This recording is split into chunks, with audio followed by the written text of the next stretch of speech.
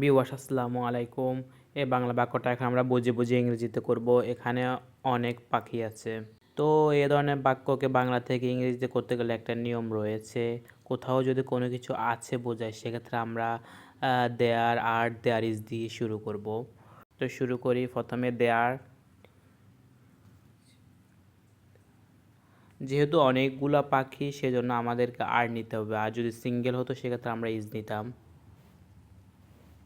তবে যেহেতু অনেকগুলো রয়েছে সেজন্য পাখিটাকে আমরা মেনি লিখতে হবে।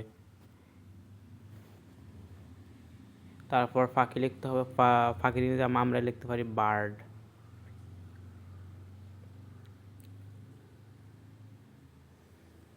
যেহেতু অনেকগুলো সেজন্য একটা এস দিতে হবে।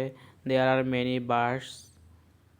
কোথায় আছে? এখানে। এখানে ইংরেজি আমরা লিখতে পারি here. There are many birds here. এখানে অনেক পাখি আছে। যদি বলি এখানে অনেক মানুষ আছে তাহলে আমরা বলতাম দেয়ার আর মেনি পিপল হেয়ার। এখানে অনেক গরু আছে, দেয়ার আর মেনি কাউজ হেয়ার। এইভাবে আমরা অনেক বাক্য তৈরি করতে পারি। তো ভিডিওটা কেমন হয়েছে কমেন্ট করে জানাবেন।